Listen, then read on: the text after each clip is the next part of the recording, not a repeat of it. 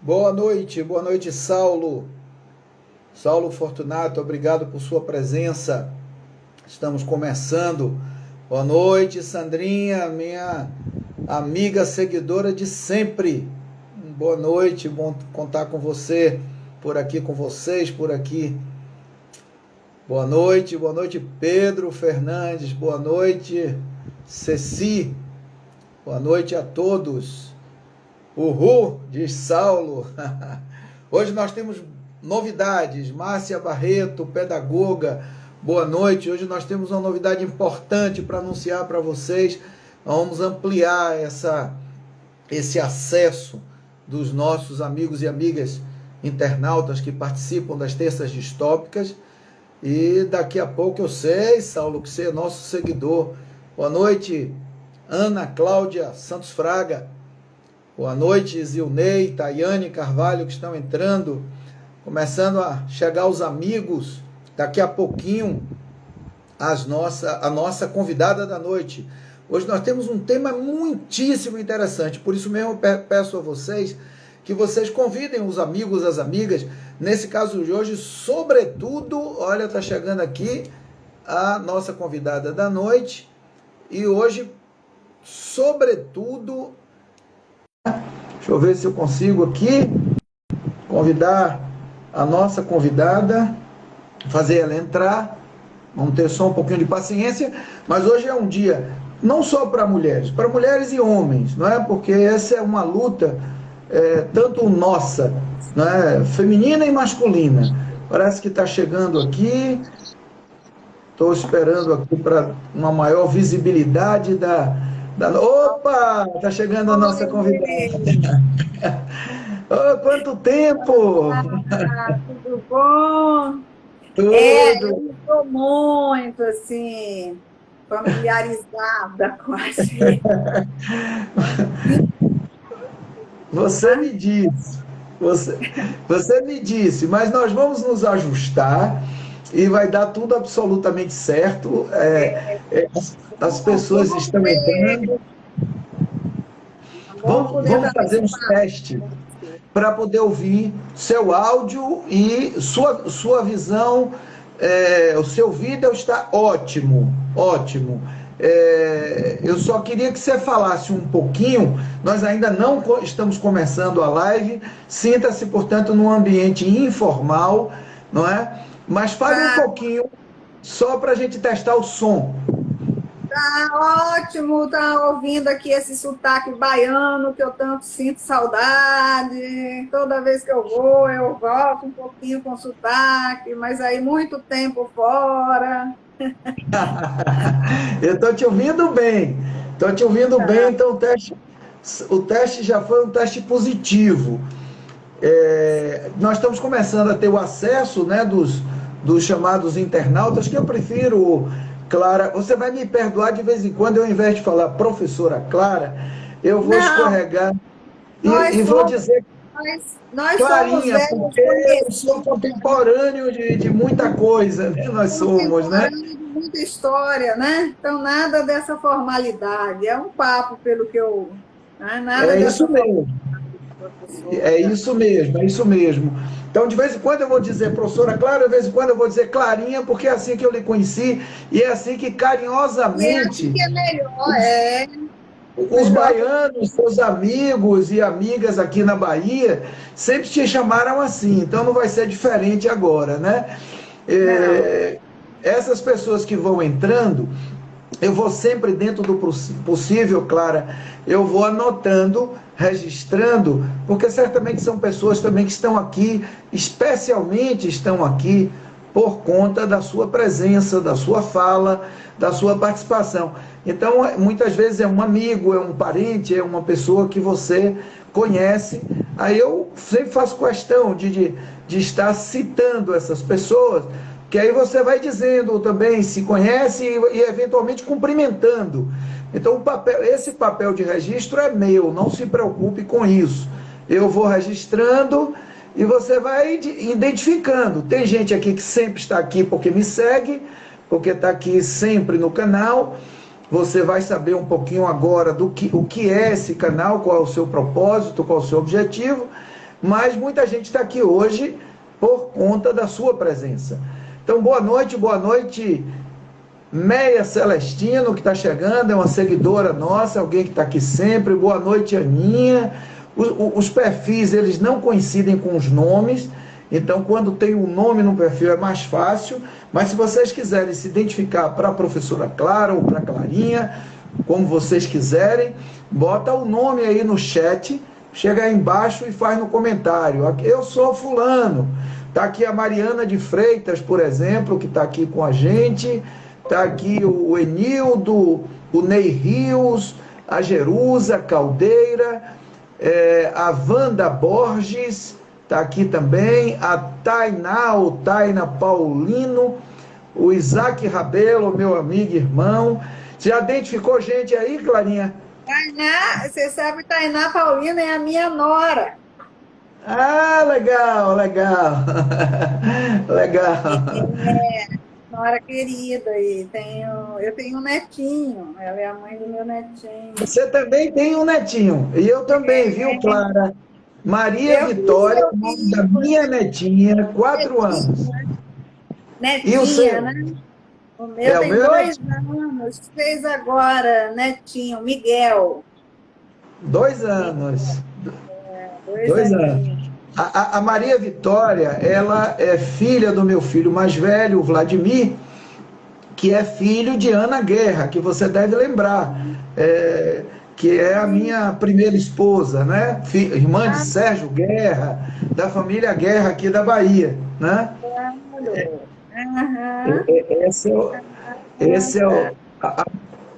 Essa é a Maria Vitória, está com 4 anos. Boa noite, Ruth Piano, boa noite, Celso, boa noite, Aninha, aqui minha prima também está aqui com a gente, obrigado, prima, por estar presente nesse bate-papo. Aqui a gente mistura família com gente que é amigo, que é interessado no tema, é um espaço, portanto, aberto e democrático para esse tipo mesmo de participação. E eu vou começar um pouco falando para professora Clara ou Clarinha, são a mesma pessoa, não é? Mas dizer um pouco desse projeto.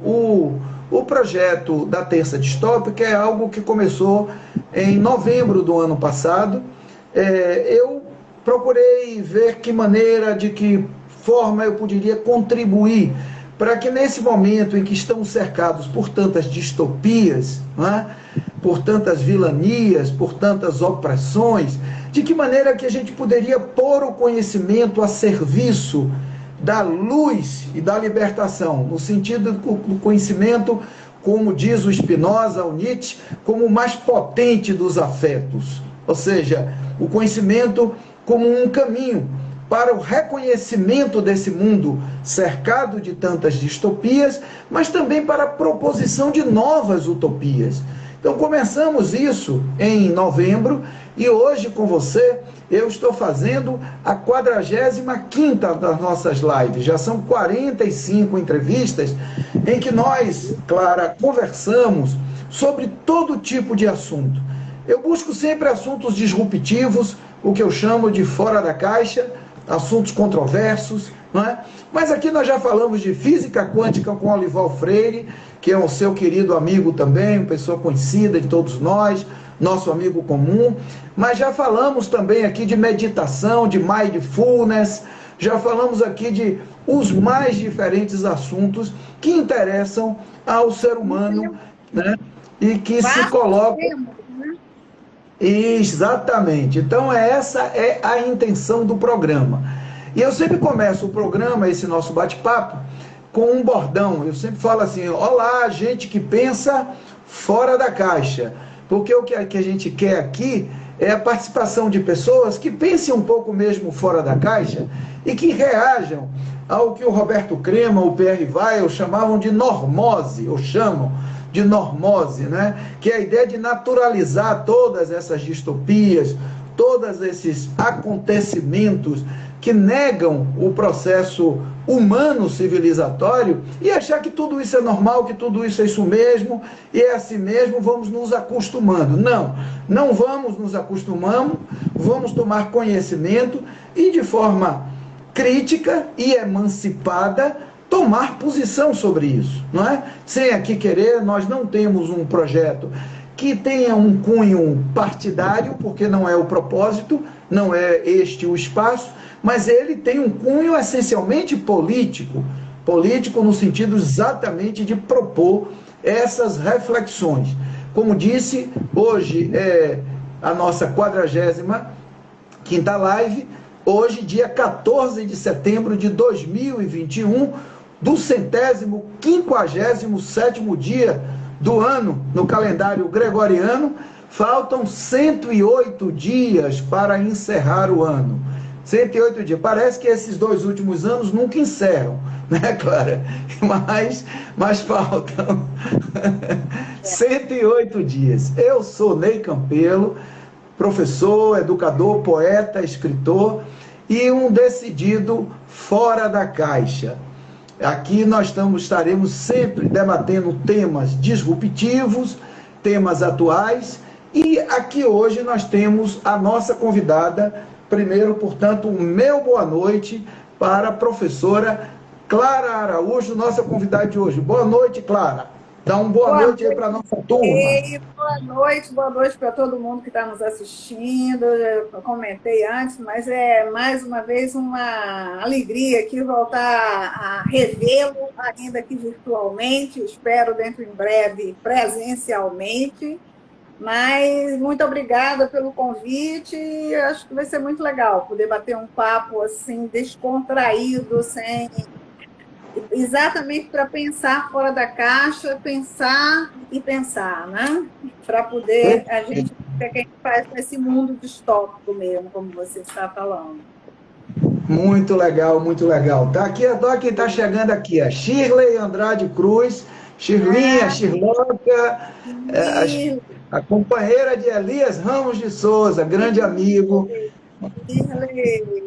Shirley é nossa querida professora, né, da Católica, né? É verdade. E também companheira do Elias, o outro grande.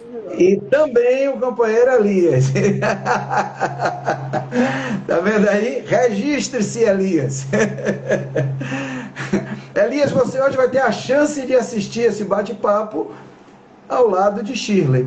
Você tem essa chance hoje, fique do ladinho de Shirley, que nós já vamos começar, não é? Eu tenho um compromisso com as pessoas com deficiência e sempre costumo começar essa live lembrando um pouco de como eu estou e como eu sou e como você está e é, porque podem ter pessoas com deficiências visuais eventualmente participando desse nosso bate-papo, tá certo? Então eu, o entrevistador, Ney Campelo, aqui já cabelos totalmente brancos para trás, óculos de grau, barba rala, tá certo? Branca também, e um brinco na orelha esquerda, que é uma característica dos meus últimos anos, não é?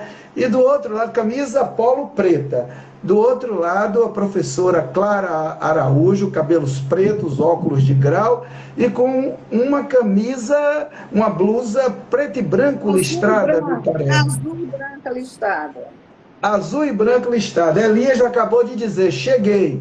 É isso mesmo, Elias. Chegou depois de Chile. Ao lado da grande Shirley. Ao lado da grande Shirley. Bom, eu sempre também começo com algumas efemérides, curiosidades da data. Hoje é 14 de setembro e eu queria lembrar algumas breves curiosidades. No ano de 628, o imperador Heráclito entra em Constantinopla em triunfo após sua vitória sobre o Império Persa. Em 1960, é fundada, no dia 14 de setembro de 60, é fundada a OPEP, a Organização dos Países Exportadores de Petróleo. Aliás, a organização é essa que continua tendo enorme importância, né, relevância na geopolítica mundial, continua tendo importante protagonismo. O dia 14 de setembro também é o dia de nascimento do naturalista alemão Alexander von Humboldt, e é também o dia do nascimento, em 1921, do cardeal brasileiro Dom Paulo Evaristo Arnes. Em 1945, e aqui vai o meu destaque, nasce Tito de Alencar Lima, o nosso queridíssimo Frei Tito, frade católico brasileiro que foi alvo de perseguição durante a ditadura militar, após ser fichado pela polícia devido à sua participação em um congresso clandestino da UNE em 1968 em Ibiúna. É um dos casos que são investigados ainda pela Comissão da Verdade, pelas circunstâncias meio que misteriosas e controversas da sua morte na França, em Lyon, em 1974, quando tinha apenas 28 anos de idade, dado como suicídio, não é? Frei Tito, ele foi torturado nos porões da ditadura, na chamada Operação Bandeirantes, em 1970, passou por pau de arara, cadeira do dragão, choques elétricos, dentre outras práticas abomináveis desse triste período, que nós esperamos que tenha sido definitivamente sepultado. E fizeram isso com ele, ainda que os tempos distópicos comecem a nos desautorizar dessa afirmação tão peremptória, não é? Mas, enfim, fizeram isso com ele para que ele denunciasse padres e religiosos supostamente envolvidos no que chamavam de subversão. Também, em 1900, então aqui o nosso registro de memória para Frei Tito. Em 1951 também é a data de nascimento do grande músico e ator brasileiro Arrigo Barnabé.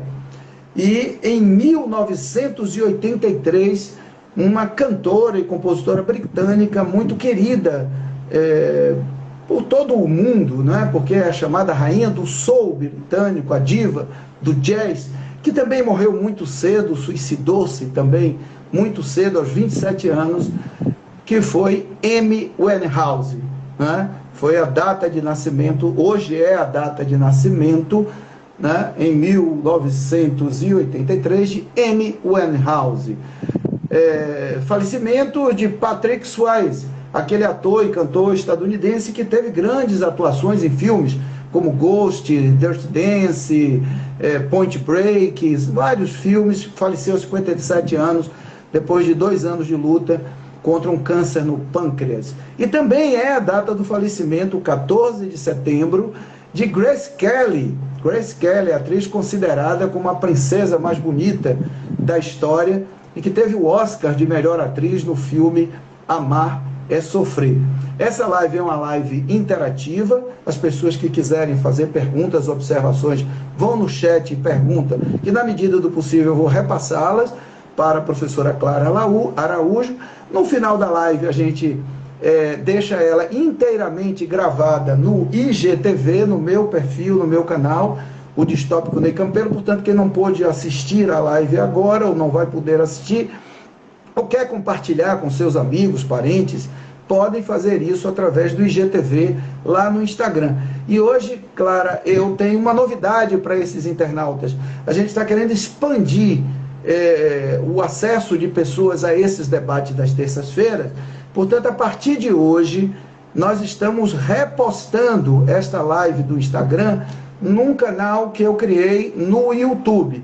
Portanto, vai lá no YouTube, o link é Distópico Cast. Foi um pedido dessas pessoas que participam, seguidores, interessados, me pediram que eu fosse também, então eu criei esse canal hoje. Essa é a segunda live que está sendo postada. A primeira foi postada, foi a da semana passada, em que nós discutimos sustentabilidade, ODS, ESG, esses conceitos, né, que são também conceitos muito importantes para o debate. Então já está lá a entrevista com Eduardo Ataíde, do WWE, e hoje nós teremos, ao final do bate-papo, a postagem dessa segunda live. Então teremos agora a YouTube também participando do nosso bate-papo. E no final, a gente pede aqui a convidada ou o convidado, ele apresente uma proposta, uma sugestão de livro Então, ao final eu vou lhe pedir, se você quiser sugerir algum livro sobre o tema ou fora do tema, fica ao seu critério, a gente está aqui para isso. E a gente termina sempre ou com uma música ou uma poesia, porque a gente precisa também um pouco de leveza, de ludicidade, de alegria nesses tempos tão difíceis, não é? Hoje nós vamos falar de um tema envolto em grande desinformação, em muito preconceito e mesmo intolerância, até para o debate no seio da sociedade. Hoje nós vamos tratar da questão da mulher, das relações de gênero e desigualdades, e como essas relações se processam no campo da política, da democracia representativa, das relações de poder. O nosso tema da terça distópica de hoje é mulher, poder e política, as burcas do século XXI. E daqui a pouco vocês vão saber por que desse título. E a minha especial convidada, para minha honra de revê-la e para a honra de todos os brasileiros e brasileiras que a têm hoje como uma estudiosa do tema, é a professora Clara Araújo, socióloga, pesquisadora do programa de pós-graduação de Ciências Sociais da Universidade do Estado do Rio de Janeiro, pesquisadora do CNPq e coordenadora acadêmica do NUDERG, que é o Núcleo de Estudos sobre Desigualdade e Relações de Gênero. E para não perdermos o pique, vamos começar com a primeira pergunta. Relações de gênero. Nos ajude, professora Clara, porque nem todos são especialistas e todos querem saber, a compreender o que significa esse conceito de gênero e por que esse é um assunto tão marcado por polêmicas, por negacionismos e mesmo intolerância no Brasil. Pergunto à professora Clara Araújo, essa é uma das burcas do século XXI? Não querer falar de gênero? Boa noite, mais uma vez. Muito boa a sua pergunta. Eu ia comentar esse título, que é muito interessante, né? Porque, infelizmente, no século XXI, nós temos... É um título que não é só metafórico, né? Ele também é literal, né? As burcas do século XXI podem ser lidas como as burcas, de fato, né? Que ainda seguem aí, infelizmente agora, inclusive, cobrindo novamente, né? Mais mulheres, mas as burcas são também essa pergunta que você faz. Eu diria que sim, né? A burca, ela, enfim, com todo o respeito às religiões, que eu acho que as pessoas têm a religião que querem, né? E, enfim, não é nesse sentido, mas ela, para as mulheres, ela tem um simbolismo, né? Muito grande de acobertar, encobrir, esconder, né? Por conta de uma série de preconceitos e uma série de questões religiosas, né, que as mulheres ainda se encontram ou se encontrariam, né, em séculos ou até milhares de anos, né, atrás, em pleno século XXI. Mas também um sentido, né, esconder, querer não só evitar a discussão sobre o que é gênero, como até proibir, né? Porque na realidade o que a gente tem visto não é só um ataque ao gênero, mas inclusive um ataque com legislações visando a proibição do tema nas escolas, né? Em vários lugares. Então, é uma espécie, é uma metáfora de uma burca também, né? Daquilo que significa burca nesse sentido. Olha, a gente explicar o que é gênero, assim, rapidamente, mas eu vou tentar, porque eu acho que isso é um elemento fundamental. Infelizmente, é uma compreensão. Quando a gente fala relações de gênero, que muitas vezes as pessoas associam, e até uma parte das pessoas, por uma informação distorcida, né, meio que imediatamente acha que relações de gênero diz respeito fundamentalmente à discussão de sexualidade, né, ou da identidade sexual. Então, a relação de gênero não é apenas sobre isso, ela é também sobre isso. A relação, o conceito de gênero, inclusive, ele não surge, só é importante dizer isso, porque muitas vezes a gente tem uma visão errada, ele não surge da sociologia, que é meu campo, né, das ciências sociais. Ele surge no campo da psiquiatria e até no campo da psicologia, porque eles tentavam explicar essa, digamos assim, disforia, né? Essa separação que ocorria e que não ocorre agora, né? É um tipo de coisa que ocorre no espaço e no tempo, em várias culturas e em muito tempo, né? Desde que a história se registra como história. Essa separação ou essa forma diferenciada entre o que é o corpo ou o sexo, tal como a gente o define, né? O corpo feminino, com a sua anatomia, né?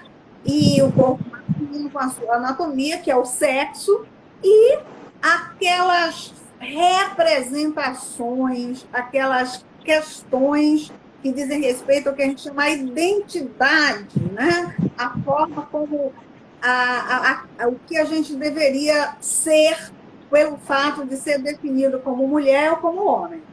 Então, na realidade, o que os estudos ao longo do tempo foram mostrando? Os estudos muitos estudos antropológicos, demográficos, históricos, foram mostrando ao longo do tempo que várias culturas, então, por exemplo, tem uma antropóloga chamada Margaret Mead, já na década de 30, ela, fazendo pesquisas antropológicas nos Estados Unidos, com grupos indígenas ainda pouco aculturados, né? E também pesquisas em regiões, né? Ligadas, mais próximas do Sudeste Asiático, né? E umas 3 ou 4 regiões, ela descobre que, por exemplo, existiam determinadas culturas e sociedades em que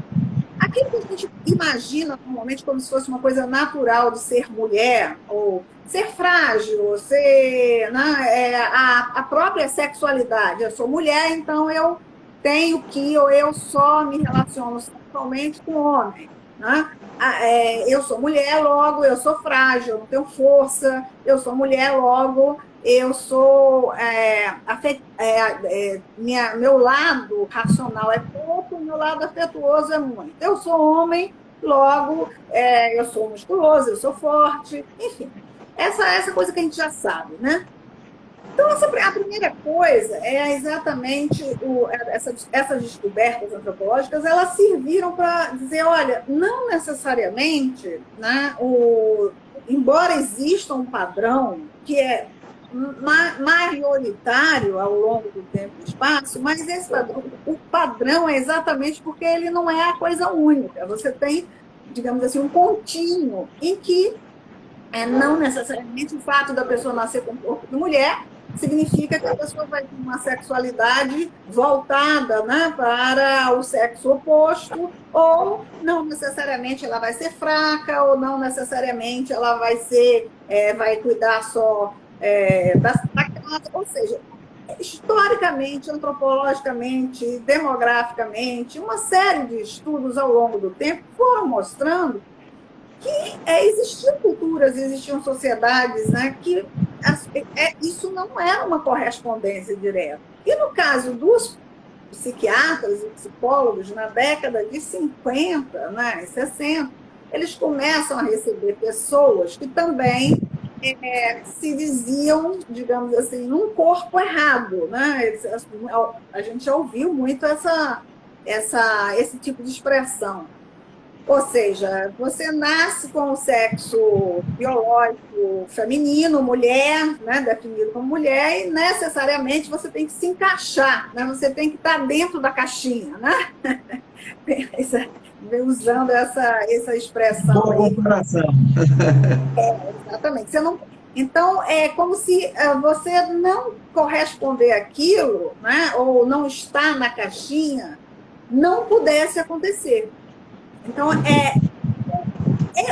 os psiquiatras e os psicólogos que primeiro definiram uma separação, ou seja, uma não correspondência necessária entre o sexo biológico, o corpo anatômico e a identidade, não só sexual, mas a identidade, inclusive, daquilo que a gente define como coisas de mulher ou de homem.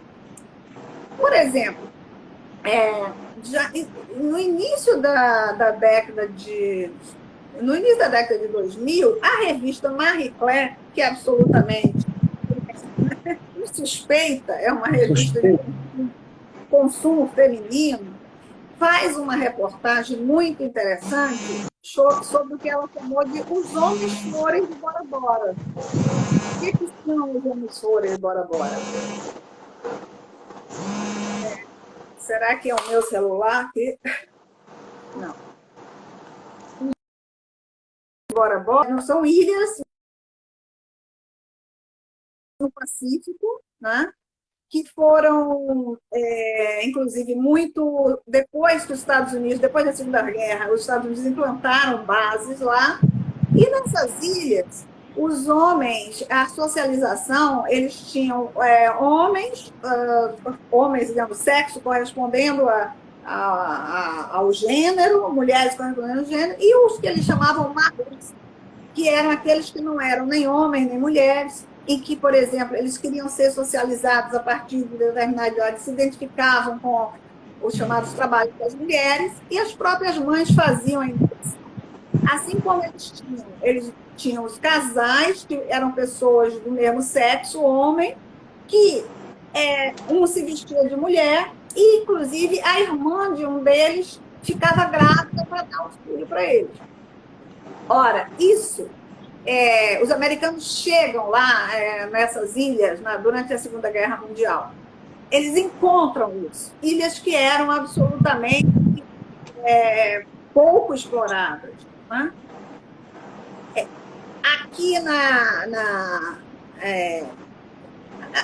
aqui não, se a gente pensar, a gente tem essa ideia, construir essa ideia de que as mulheres são frágeis. Mas, no entanto, as mulheres americanas escravizadas, né, elas iam para o campo e elas carregavam tudo.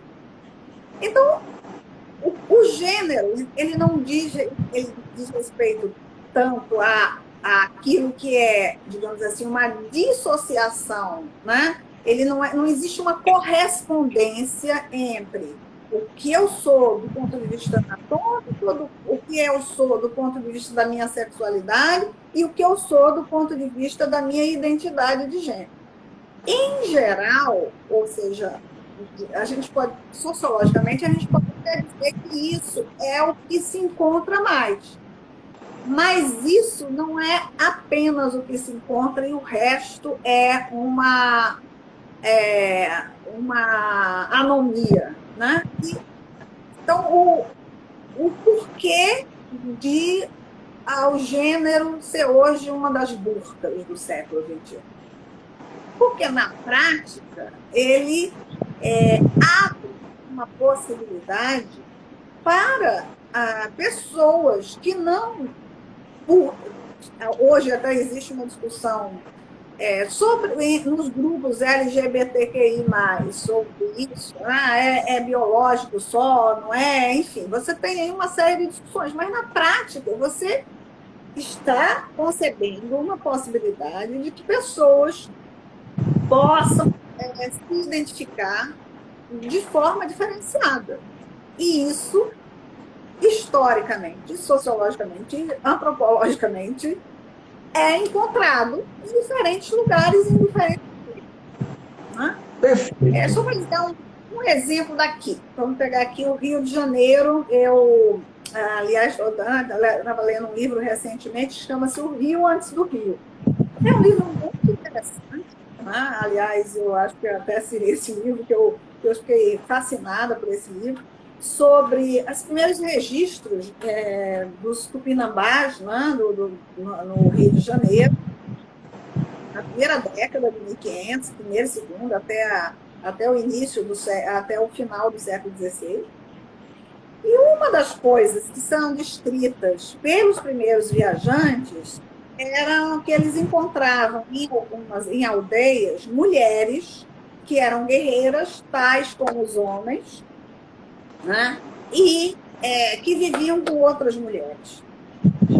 Então, a gente está falando dos primeiros viajantes que fizeram os primeiros registros sobre os indígenas brasileiros tupinambás.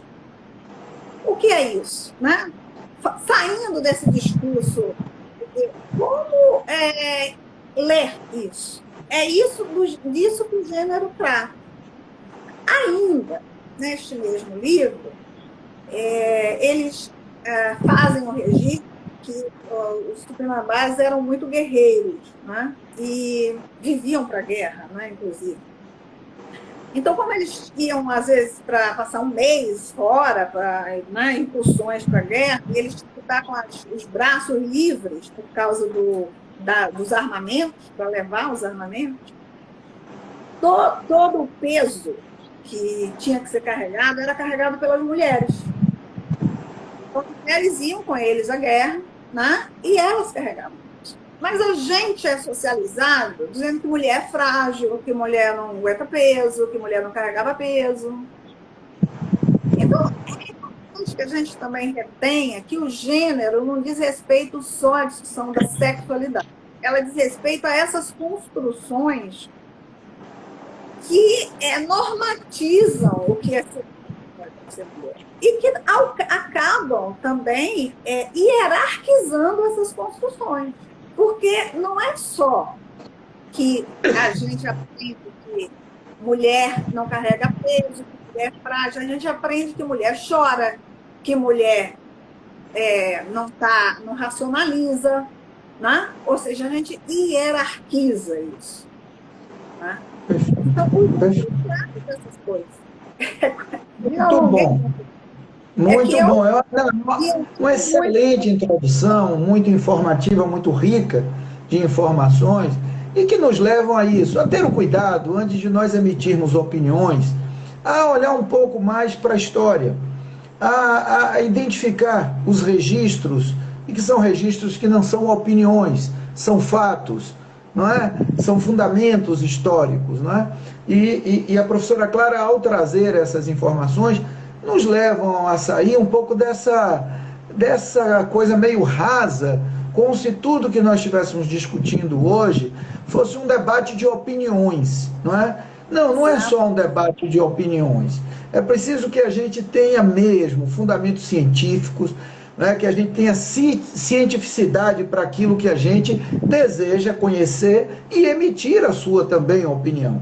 Eu queria registrar aqui, Clara, muita gente boa, Reginho lá da Cidade Baixa, o Coronel Anselmo Brandão está aqui com a gente assistindo o nosso bate-papo, olha que coisa interessante, a Márcia Barreto, o Tarcísio de Milton, o Márcio Pinho Teixeira, advogado, o Raimundo Correia, o meu primo Zilnei, o Roque Costa, a Itana, nossa amiga, Elias já tínhamos falado, Marta, Joyce, Raimundo, professor Alain Matos, está aqui, minha comadre Tita Baiense, Betão Bahia, não é? Marta, eu acho que é Marta, minha prima também, Cal Andrade, Javier Alfaia, que está dizendo aqui que foi muito boa a escolha do seu nome como entrevistada, que me parabenizando. Eu me sinto... Ela é amiga, tem muitos amigos aí, que bom. Não é só porque amigo, não, é por sua competência também, né? E pela forma sempre muito séria e responsável como você tratou a sua própria vida política, militante e também acadêmica, né? A Denise de Souza também está aqui com a gente. Eu quero dar exatamente um salto na história, falar um pouco, ir um pouco para trás, não é? Para lhe fazer a seguinte pergunta. O conceito e praxis também, claro, de democracia e política que nós conhecemos, remonta à antiguidade clássica. E desde os pré-socráticos, os grandes nomes da filosofia greco-romana, Platão, Sócrates, Platão, Aristóteles, bem como também imperadores romanos, senadores romanos, não é? Sempre política foi um assunto nessas circunstâncias em que fomos, né, de alguma maneira, diretamente influenciados, educados. Política sempre foi um assunto de homens, não é? Quando uma mulher se destaca, eu estou falando nessa cena antiga da civilizatória, geralmente elas se destacam com representação de traição, de alta conspiração, de tragédias que ocorreram na história, ou de satisfação dos prazeres masculinos. Eu vou dar aqui só alguns exemplos. Por exemplo, de Cleópatra, das mulheres de Atenas, não é? Da Messalina, imperatriz consorte romana, Medusa na mitologia grega. São vários os exemplos que nós podíamos citar. Eu pergunto a você, como é que o patriarcalismo constrói essa, entre aspas, verdade histórica de que somos uma sociedade que deve estar sob o comando dos valores masculinos e a subjugação da mulher, porque não é uma coisa apenas da modernidade ou da pós-modernidade sobre o qual nós estamos falando. Se nós pensarmos lá atrás, não é? O próprio conceito de democracia e de política já está, inclusive, ocupado por essa ideia de, isso aqui é coisa de homem, é assunto de homem. Quem se pronuncia no Senado romano são os senadores romanos, homens, não é? E assim sucessivamente, né? E é claro que nós sabemos que nós tivemos ao longo da história importantíssimas filósofas, não é? E pensadoras, mas que estão sempre, de alguma maneira, invisibilizadas. O que é que você tem para dizer para a gente sobre essa questão, né? Porque que historicamente é tão forte isso, né?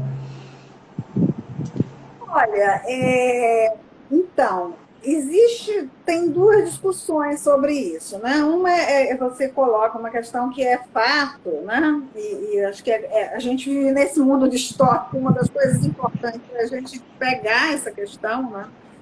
Dos fatos. Quando a gente olha ao longo da história, é a questão chave, que é essa questão do poder, né? Essa construção patriarcal e o poder como poder masculino. Há uma questão que é assim, a discussão sobre as origens. O que poderia explicar isso do ponto de vista das origens? Na realidade, não existe um consenso sobre isso, né?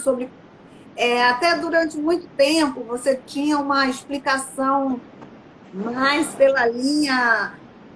Foi muito difícil os primeiros antropólogos, né? Inclusive o próprio Engels acaba seguindo essa influência, né? Para explicar pela ideia de que antes você tinha um matriarcado e depois você passa a ter um patriarcado. E na realidade, os estudos antropológicos posteriores, eles não constataram isso, né? Na realidade, eles chegaram à conclusão de que você tem algumas experiências em alguns lugares, mas, em geral, é o patriarcado que dominou desde sempre. Existe uma questão, então, mas é difícil você chegar às origens. Portanto, nós somos cultura, né? Cultura pura, né? Nós não somos só origem, né? A diferença que existe, por exemplo, e aí nesse sentido, Marx foi brilhante nessa ideia. Primeiro ele falando o que diferencia os homens dos animais, né? É que o animal, o pica-pau, ele vai fazer a vida toda a sua casa na árvore. Nós, se olharmos 1000 anos atrás e agora, nós não vamos fazer a mesma casa, né? Mas eu acho que o Marx ele acabou restringindo muito a questão do trabalho. O que outros cientistas sociais, investigadores, historiadores também colocam é que essa dimensão da cultura, a cultura é como um processo, uma construção eterna. Nós estamos eternamente nos modificando como sujeitos. Então, uma questão inicial que se coloca era exatamente essa discussão sobre do ponto de vista das origens, a preservação da própria coletividade, a preservação do coletivo, no sentido de que a questão da reprodução humana, no sentido de parir, não no sentido construção maternal, etc., mas parir, né? Não deixar que as coletividades se acabassem, fossem mortas por animais, enfim, eu estou falando de uma pré-história, né? Sim, E sim. depois todas as explicações, acabou, digamos assim, os homens acabaram desenvolvendo elementos de socialização, controle e domínio, né? E essa é uma explicação, inclusive, que o próprio marxismo tem e que é importante, né? Do ponto de vista materialista.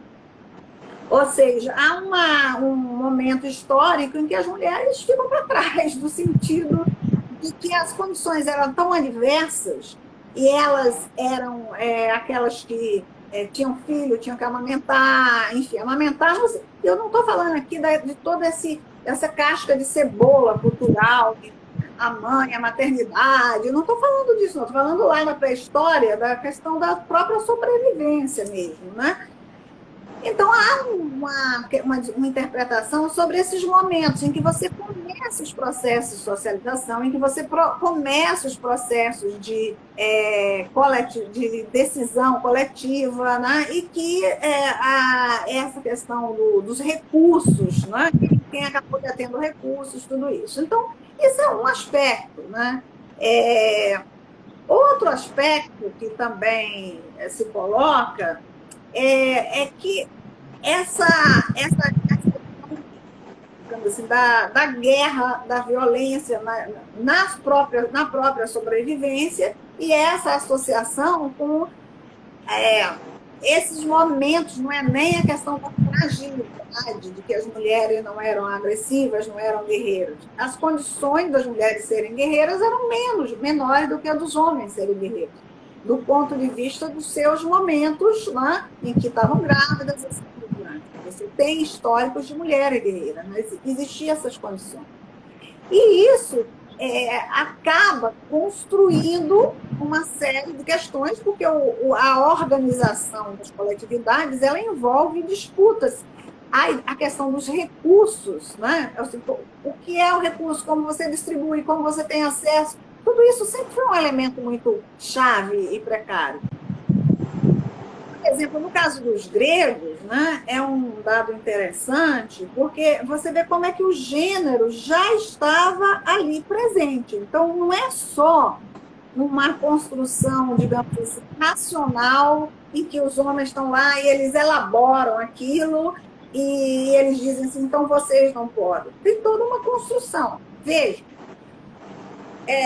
um dos principais estudiosos da medicina grega, né, se chamava Galeno. Né? Tem Hipócrates e o outro é Galeno.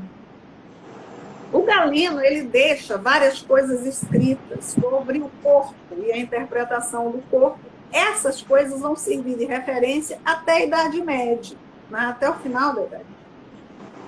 Como é que Galeno definia e fazia lá as secações patológicas, ele abria os corpos para identificar as diferenças entre homens e mulheres e tudo. E como é que, na medicina grega, as mulheres e os homens eram definidos? Era o seguinte, existia um corpo. Isso que para nós, que acho que é interessante, e a importância da ciência, a importância do conhecimento, ela é importante porque tudo para a gente parece como uma coisa natural. A vida que nós vivemos agora é como se ela fosse a histórica, natural, né? Então, a partir do século XVIII, isso que para nós é muito normal, a gente olhar e ver um corpo masculino, um corpo feminino, um corpo de mulher, um corpo de homem. Na Grécia Antiga, né, o Galeno descreve e desenha, inclusive, né, e ele é uma referência para a medicina há muito tempo. Ele dizia o seguinte, existia um corpo, não existiam dois corpos. Não existiam dois corpos. Tá? Então, eu posso até dar, quem estiver interessado, uma referência de um livro que é muito interessante sobre isso, mas que pode ser estudado por outros também. Existia um corpo. Os humanos, homens e mulheres, tinham um corpo, um único, a anatomia era uma. E qual era o corpo? Era o corpo do homem. como era interpretado o corpo da mulher. Não é que não existisse essa diferença. Ah, tem seios maiores, tem curva, não tem pênis. Não é que não existia essa diferença. O corpo da mulher era lido nos gregos como a incompletude do corpo. É Uau. aquele corpo que não se realizou, é aquele corpo que não se completou. Isso era a leitura dos gregos, né, de toda uma linhagem médica que vai ter influência até a Idade Média no Ocidente. Né? Então, o corpo da mulher era a ausência da completude. A menstruação, né, era o sêmen que não chegou a termo. Né? O útero era o pênis que não saiu. Então, o que é isso? Por isso que isso é gênero. Isso é gênero. Entende? Uhum. Você lê, você vê uma diferença. Então, não é que eles fossem cegos a uma diferença anatômica. É que as construções, né? Então, e você citou, na literatura, não só na literatura, né? Na realidade, em toda a mitologia grega, as mulheres são horrorosas, são aquelas que aprontam, né? São aquelas que são vingativas, são aquelas que são fúteis, são, enfim, vários aspectos. Né? O que eu quero chamar a atenção é que isso é uma questão que vai construindo, né, ao longo do tempo. Eu não quero dizer que isso não existisse desde que a humanidade começou a se desenvolver. Eu só quero dizer que nós somos humanos e que, porque nós vamos mudando a cada dia, posteriormente, né, já se mostrou, já se provou que o cérebro da mulher ou do homem, né, tem tanta capacidade de ser racional ou não, de que um homem seja criado. Daí vem o medo, né, porque associou-se muito com um certo controle.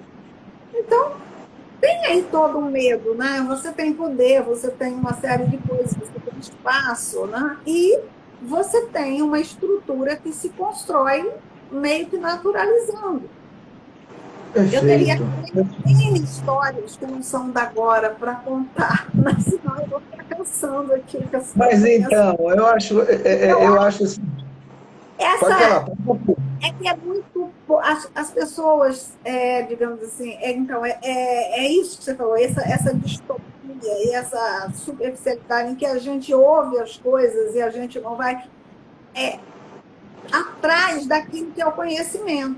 Porque todo conhecimento, o conhecimento da história, da antropologia, eles estão lá cheios de dados, evidências, de coisas que nos mostram essas coisas. Isso. E é um processo de construção mesmo, não é? Quer dizer, são muitas análises, muitas pesquisas que traduziram-se em resultados importantes e que vão, inclusive neste instante, nesse momento, resultando em, vamos dizer assim, em novos insights, em novos aportes no campo da ciência e do conhecimento, que vão nos ajudando a compreender sem arrogância. Não é que a gente tenha um determinado viés de análise, significa que ele se impõe como verdadeiro e definitivo, absolutamente. Quer dizer, eu imagino, Clara, que você tem aí algum tempo, algumas décadas debruçada sobre esse tema. E tenho certeza que mesmo debruçada sobre esse tema há tanto tempo, ainda existem indagações, ainda existem muitas perguntas que você continua fazendo. Afinal, nós somos seres perguntadores, não é? Se a gente não se perguntar, a gente acaba, né, parando no mundo, né? A pergunta é fundamental para tudo, para a gente andar e descobrir. Eu acho que esse medo das perguntas é que move essa burca, né? O que é que vai acontecer? Isso. O que é que acontece se eu perder poder? O que é que acontece? Por que essas coisas ameaçam tanto, né? Pois é. E já que você falou de burca, eu já quero falar de política, parlamento, mas antes disso, já que você falou de burca, eu acho que nós estamos aqui desvendando algumas delas, inclusive retirando os véus, não é?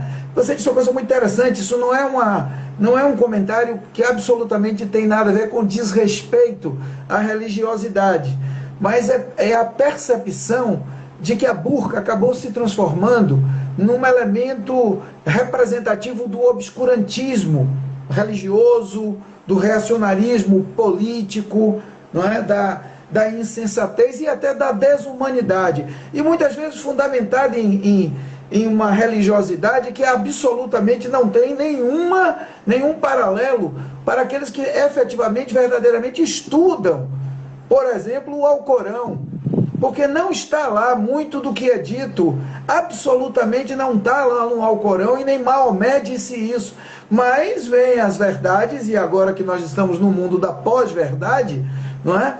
Então vem as verdades que são construídas socialmente, muitas vezes agora com a internet, que você tem a sua legítima repulsa, em particular em estar em muitas redes sociais, mas essas redes sociais constroem as tribos das verdades, não é? E isso é muito perigoso mesmo. E a gente está aqui com o propósito de se contrapor a isso, né? E por isso que a gente não está aqui para poder fazer a defesa de uma única visão ou de uma única opinião, mas para alertar aqueles que nos seguem, que nos acompanham, para que façam as suas próprias perguntas, não é? Mas que, por exemplo, opinem sobre os livros, lendo os livros. Não dá para ler a orelha do livro e falar sobre o autor e desqualificar o autor.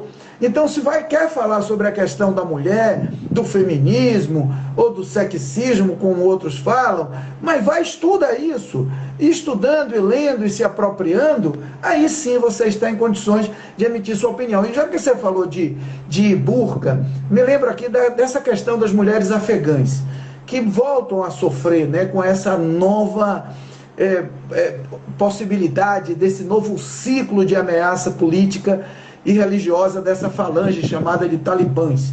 Elas temem voltar a ser proibidas de frequentar escolas, muitas juízas e advogadas e professores estão fugindo do Afeganistão, não é, com receio, com medo de enfrentar esse novo ciclo, né? Nós temos aí a Prêmio Nobel da Paz, a paquistanesa Malala, que foi vítima, não é, dessa intolerância e dessa violência, que tem demonstrado as suas preocupações sobre esse novo cenário que se instala depois que os Estados Unidos abandonaram, isso tem que ser dito com todas as letras, de uma hora para outra, sem nenhum planejamento.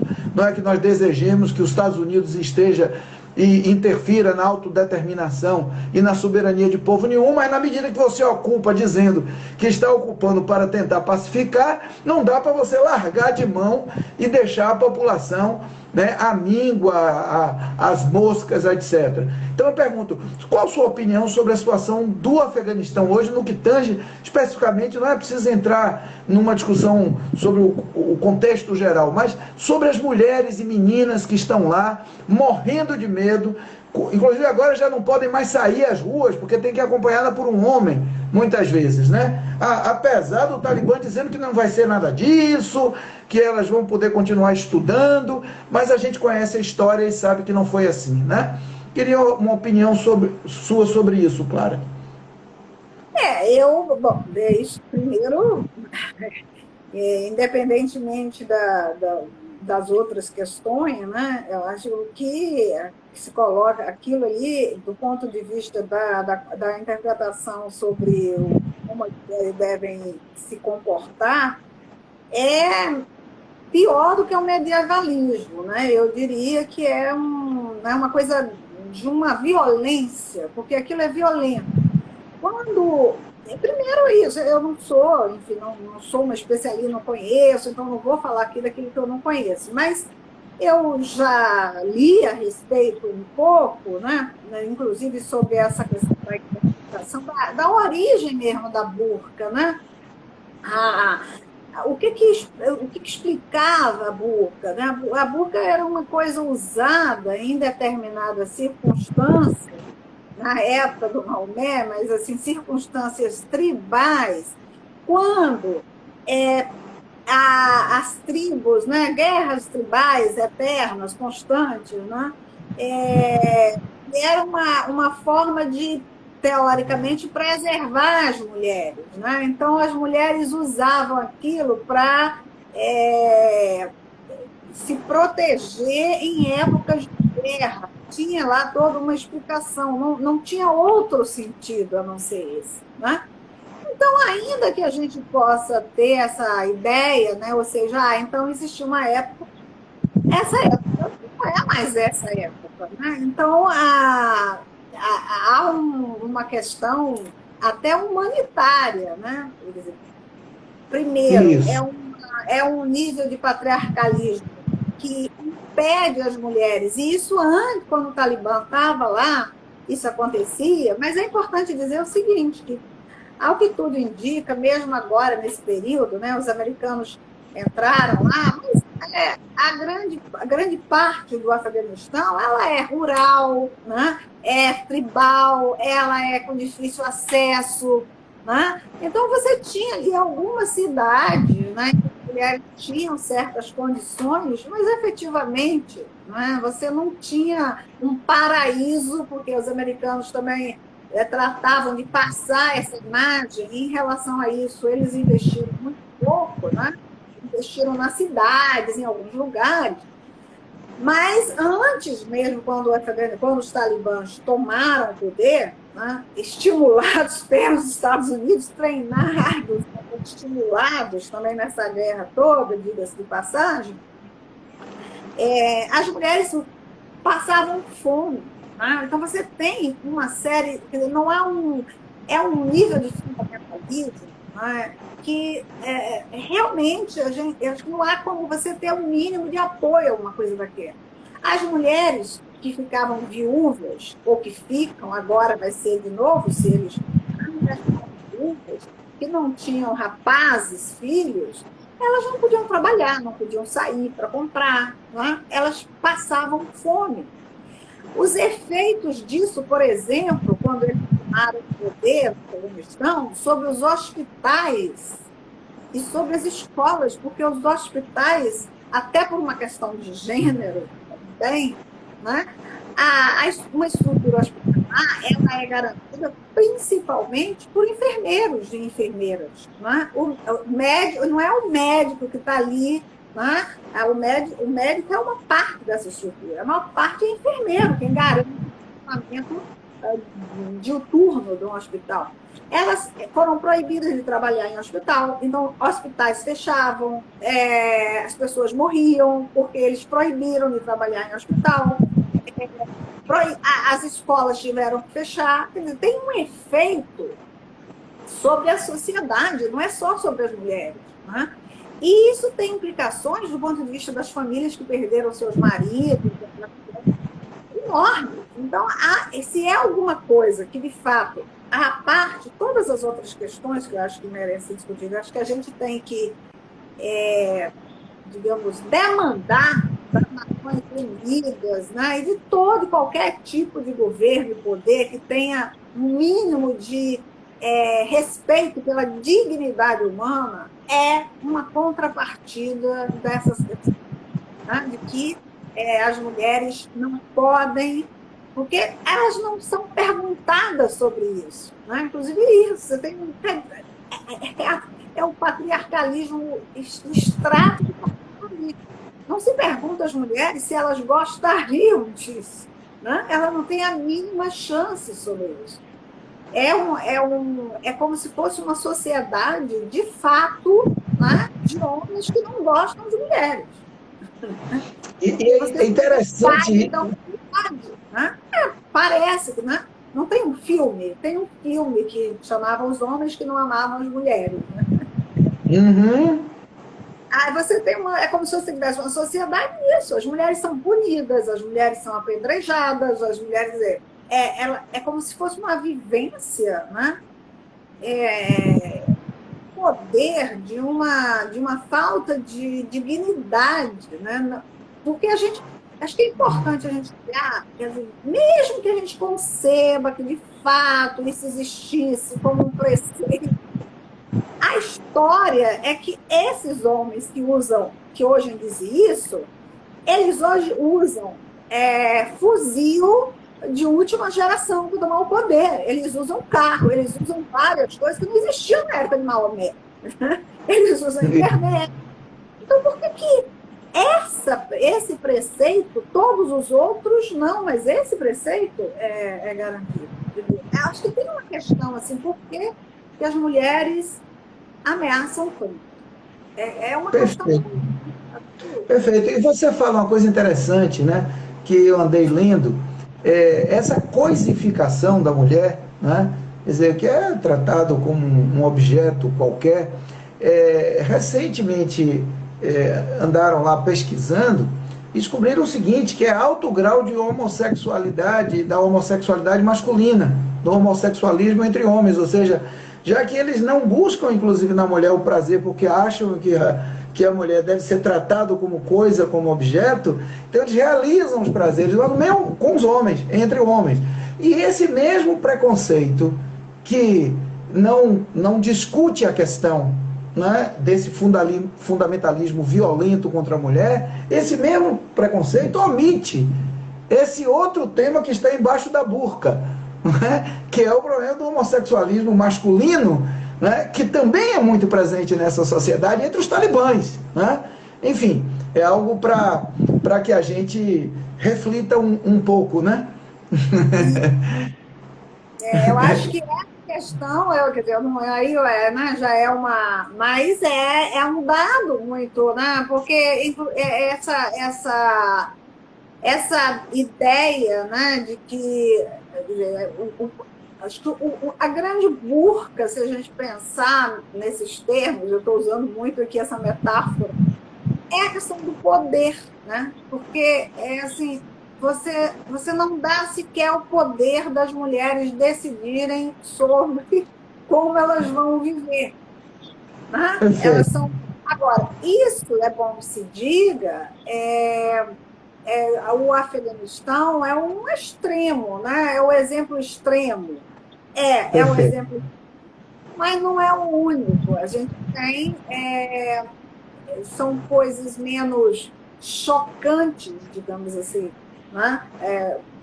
Do que o Afeganistão, mas primeiro nós temos vários países em que as mulheres também, né, são proibidas de fazerem uma série de coisas.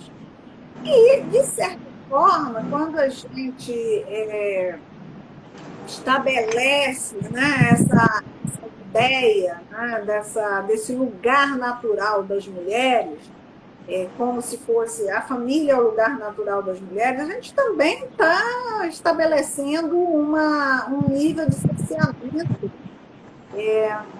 Porque, olha, há 4 anos atrás, a gente fez uma pesquisa, saíram até 3 livros publicados sobre essa pesquisa, são survey, né? Uma pesquisa com 2.000 pessoas no Brasil, né? 2.500 pessoas, esses surveys, assim, pesquisa amostral. E é impressionante, porque, de fato, né, quando a gente pergunta para os homens, assim, você é a favor da igualdade entre homens e mulheres? A maior parte dos brasileiros diz, não, eu sou a favor da igualdade. Agora, quando a gente parte para fazer perguntas sobre, ok, e você acha justa a divisão do trabalho? Tem perguntas assim, você acha justa a divisão do trabalho? O que você faz em casa? Uma série de perguntas desse tipo. É absolutamente distoante, né? O que as pessoas dizem do que as pessoas praticam. Fazem. Então, que tem implicações, né? Perfeito. Relações de poder, né? Nas relações de poder, de mando.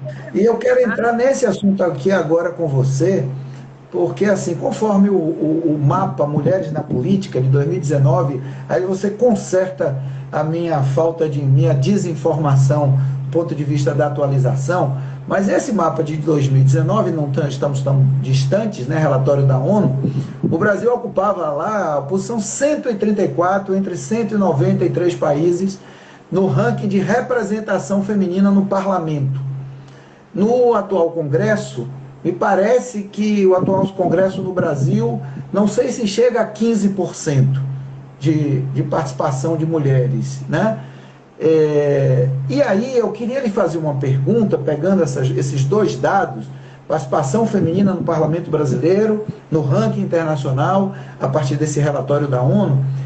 O artigo 190 do novo Código Eleitoral, ele trata dessa questão da participação das mulheres no parlamento, reserva de cotas, e você, inclusive, assina uma nota técnica, juntamente com a professora Lígia Fabris, né, pesquisadora da FGV, a professora Michele Ferrati, também pesquisadora e diretora do Instituto Alziras, né?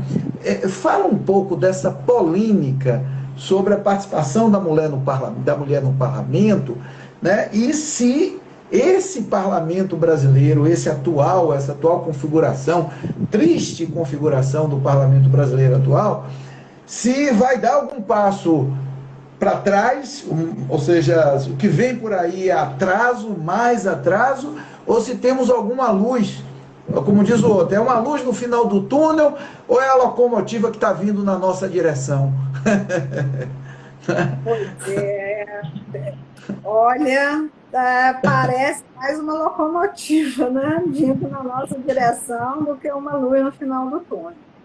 Então, essa nota a gente escreveu, a gente tem acompanhado aí esse debate de reforma política, né?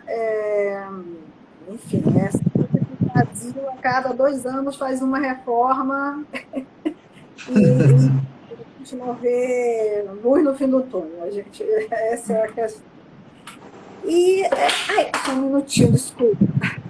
Nada, está um fique tranquilo. vento enorme aqui, eu estou no Rio de Janeiro, fez um calor mortal aqui hoje e está começando uma ventania. Bom, e aí uma coisa que eu acho que é interessante primeiro isso que você falou, né? Nós temos no Brasil, o Brasil são 15% de média de mulheres no Parlamento Federal, né? 16% na Câmara de Vereadores, 16% nas Assembleias. Então, nós estamos lá no 100º, 40º lugar, mais ou menos, dentro de 190 países. Ora, qualquer democracia, assim, o princípio da democracia é o princípio da participação e da representação, a ideia da representação política é um pouco assim, a representação da cidade, né? O cidadão não pode estar lá no parlamento, então ele vota para eleger. Teoricamente, isso deveria espelhar um pouco a população. A gente sabe que não espelha, né? No caso das mulheres, nós temos 50% de mulheres, nós temos 15% de mulheres no parlamento. Então, já partimos desse absurdo, né? As cotas, né, elas foram, em princípio, devem ser muito importantes. Por quê? Porque ao longo do tempo se chegou à conclusão de que exatamente isso. Olha, você não vai... Tem lugares que foram ocupados, esses lugares foram ocupados. No caso das democracias, é importante que se diga, não é só porque as mulheres não quiseram. A gente tem os filósofos que pensaram a moderna democracia representativa.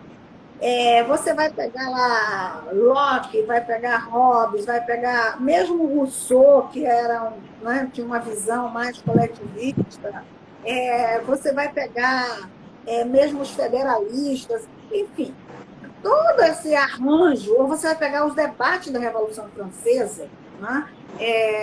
E você vai ver o seguinte, todo esse arranjo de quem vai representar, quem é que vai votar, ele fundamentava a questão de que as mulheres não tinham essa habilidade, não podiam. Então, as mulheres estavam fora, né? Efetivamente, assim, você tem um espaço, ele foi ocupado.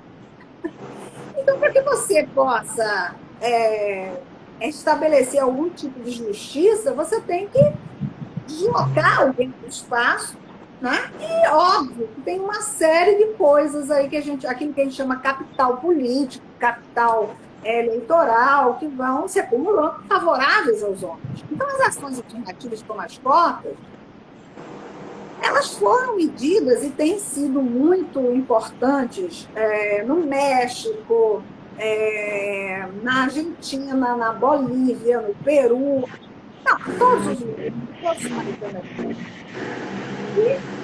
E, neste momento, a gente, né, levou muito tempo para conseguir que as cotas tivessem alguma efetividade. Por quê? Porque os partidos diziam assim, bom, é para colocar 30%, mas, já que a gente vai colocar 30% de mulher, ao invés da gente ter tantas vagas, vamos aumentar o número de vagas, porque aí a gente coloca, mas a gente não tira nenhum homem. Só que o princípio da ação afirmativa não é esse, é exatamente deslocar, né, para que alguém possa entrar ali. A nota que a gente soltou hoje era um pouco sobre isso, sobre a história de que as cotas no Brasil vieram junto com foram aumentando a candidatura, aumentando. E aí é como se você supusesse que você tem um país em que existem centenas de milhares de pessoas, todo mundo ativista querendo disputar a política, né? É um pouco isso. Não é bem assim. A representação, inclusive, ela não é bem assim. Na representação, ela já é filtro, ela vai filtrando, você vai filtrando quem participa, quem quer participar, quem quer entrar no partido, quem quer disputar a eleição, né? Enfim, é todo um filtro. Isso é democracia representativa, né? Por isso, né? E aí, o que acontece? As cotas foram aprovadas, não funcionavam, porque era assim, vão preencher, mas se não preencher, deixa ali aquele espaço vago, os homens preenchem, mas não existia nenhum tipo de punição, digamos assim, nenhum tipo de ação que obrigasse os partidos.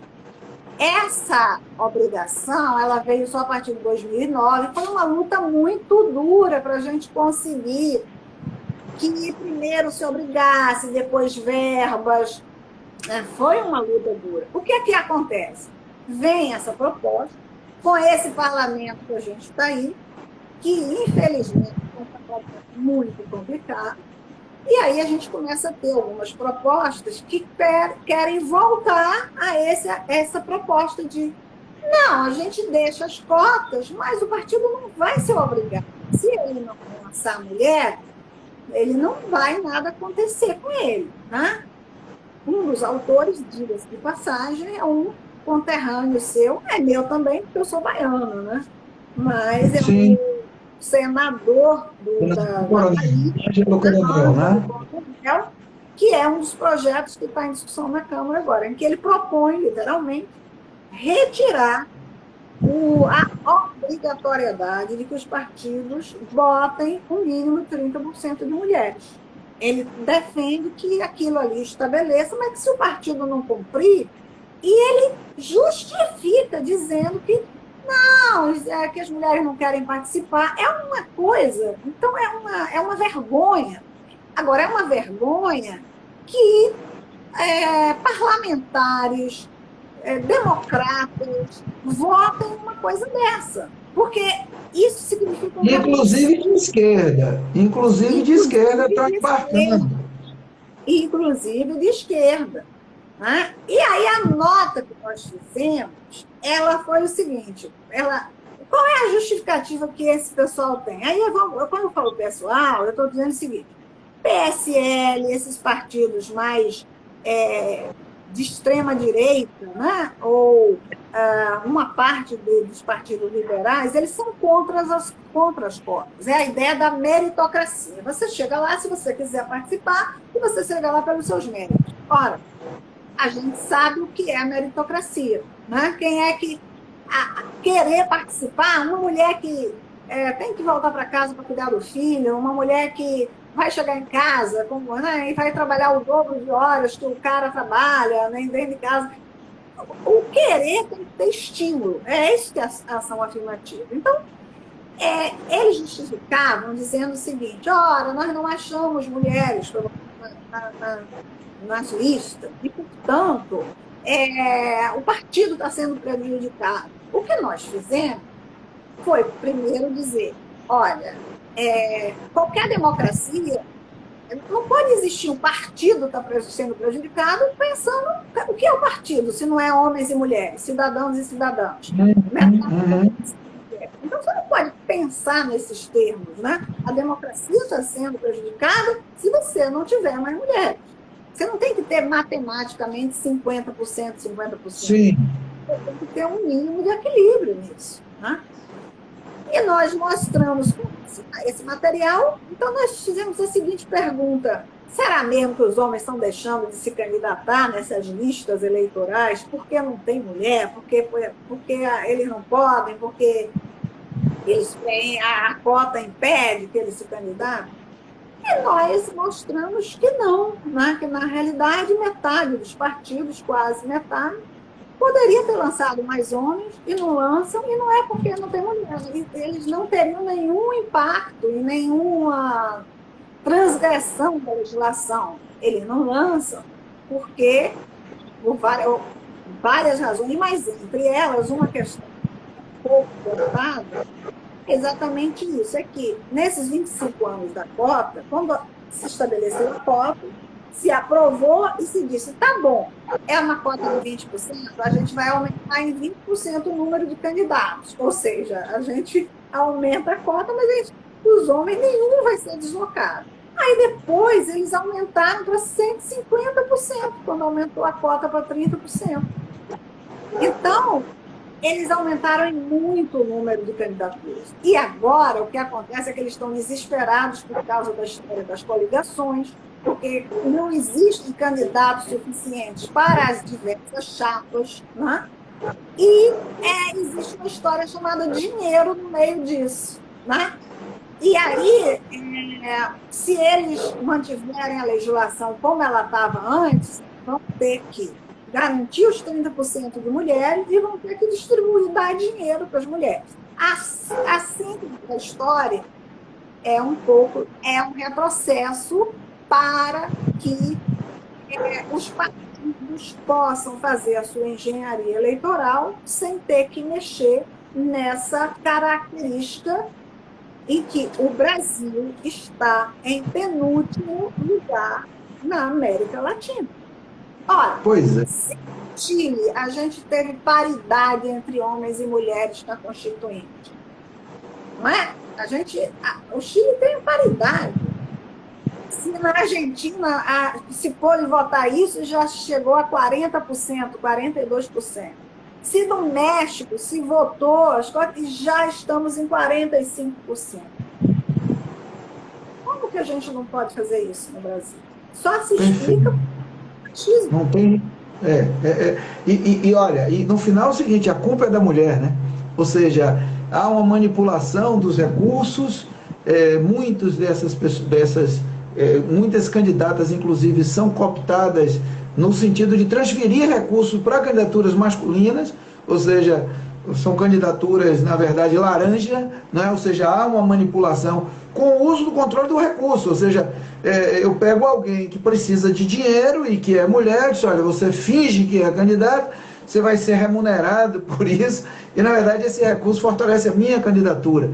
E nós tivemos aí, inclusive, escândalos nacionais com isso, envolvendo, né, partidos políticos. Uma pergunta que eu me faço aqui é: por que as fundações e institutos que os partidos detêm para formação política não usam esses seus espaços, não é, para a formação política cidadã das mulheres que almejam o ingresso no parlamento, né?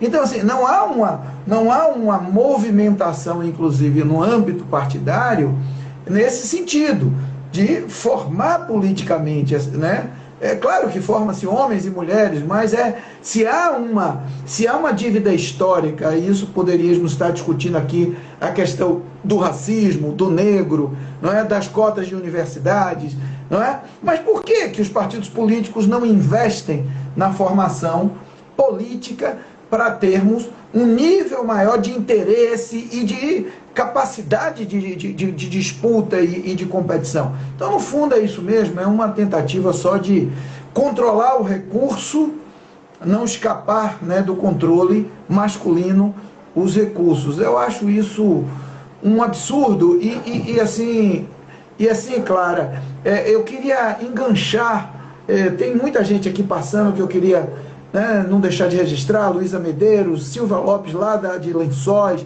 ceramista, Messias Araújo, o Fred está aqui, professor Cláudio Carneiro, o Homem do Chapéu, Carolina Martins, o Emerson, meu filho Vladimir, filho de Ana, que eu te falei, está aqui também, meu irmão sobrinho, Luciano Oliveira, Iraí Santos, muita gente passando para acompanhar.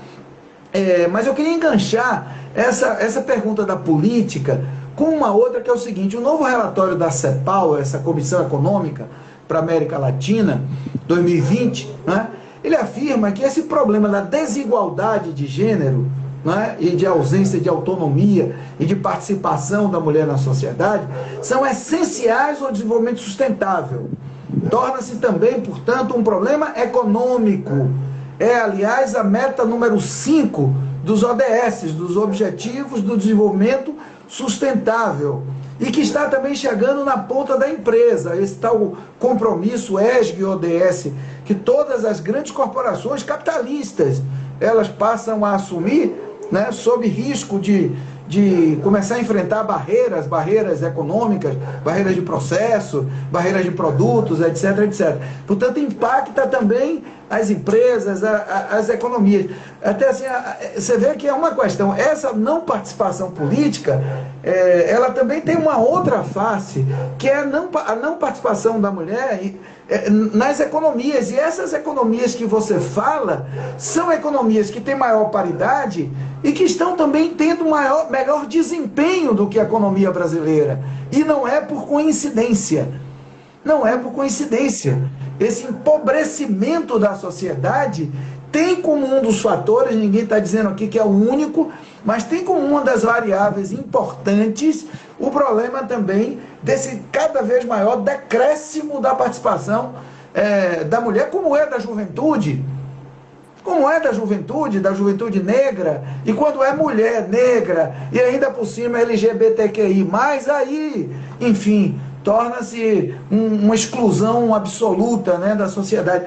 Então, fala um pouco sobre isso, e só dizer aqui ao Saulo Fortunato, que a última pergunta que nós faremos em seguida é a pergunta dele, mas deixa primeiro a professora responder, Saulo, que em seguida eu faço sua pergunta. Então, obrigado, Oswaldo, aqui pela sua presença e participação, Gilmar também. Pois não, professora, pode falar. Você deu um bom gancho aí. Eu só queria fazer um registro sobre a questão anterior, que acho que é importante, né, dos partidos, e eu acho que você fez uma ligação importante com essa questão do desenvolvimento socioeconômico. Eu acho que os partidos, não é que o partido, às vezes eu vejo assim, colegas, e às vezes na própria militância, digamos, feminista, né, essa questão, a culpa é dos partidos, assim, a culpa não é das mulheres, né? A culpa é só dos partidos. Eu acho que não é isso, né? Só para fazer um registro. Porque, de certa forma, os partidos eles espelham também a sociedade, né? Então, assim, não é à toa que a gente tem esse parlamento, né? Não é só porque, quer dizer, a gente tem um sistema partidário eleitoral que é muito esquizofrênico, para falar o mínimo, ele é esquizofrênico, né? Mas também, os partidos eles não vão criar artificialmente. Agora, tem uma responsabilidade partidária, só esse registro, porque, por exemplo, essa questão do dinheiro. Não tenho aqui o dado concreto, mas foi feito um estudo há pouco tempo atrás, um levantamento sobre uma legislação que dizia que 5% do dinheiro do fundo partidário, dos fundos partidários, deveriam ser aplicados para mulheres para a formação e não eleitoralmente. E o que os partidos fizeram? Eles não usaram, a maior parte não usa, não faz, e passou a usar o dinheiro para a eleição, né? Só que na eleição, quem vai para a eleição é quem já está militando, envolvido, já está ali, ou então quem vai ser pego para ir lá preencher uma coisa. Então, não existe investimento, né, de longo prazo, de médio prazo. Mas, entrando com esse gancho que você deu, caberiam os partidos apenas fazer isso? O partido vai criar de uma hora para outra um bocado de gente, liderança? Não, né? Então, isto posto, né, dizendo que os partidos poderiam fazer mais, acho que você toca num aspecto importante, né? Que é, se o partido espelha também um pouco essa sociedade que não crê em partidos, então isso é importante, nós temos uma sociedade brasileira descrente do partido, descrente de instituições democráticas, isso é importante dizer, infelizmente, né? O Brasil é um dos países que menos acredita em partido, em parlamento, na verdade, é um dado estatístico. Né?